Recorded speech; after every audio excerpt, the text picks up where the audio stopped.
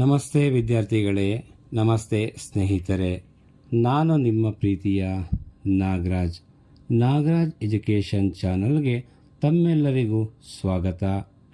ಇವತ್ತಿನ ಈ ವಿಡಿಯೋದಲ್ಲಿ 4ನೇ ಸೆಮಿಸ್ಟರ್ BCA ಪದವಿ ಪರೀಕ್ಷೆ ಅಕ್ಟೋಬರ್ 2023ರಲ್ಲಿ ನಡೆದಂತಹ ಕನ್ನಡ ವಿಷಯದ ಪ್ರಶ್ನೆ ಪತ್ರಿಕೆಯೊಂದನ್ನು ಈ ವಿಡಿಯೋ ಮುಖಾಂತರ ತಮಗೆ ತಲುಪಿಸುವ ಒಂದು ಪ್ರಯತ್ನವನ್ನು ಮಾಡ್ತಾ ಇದ್ದೇನೆ.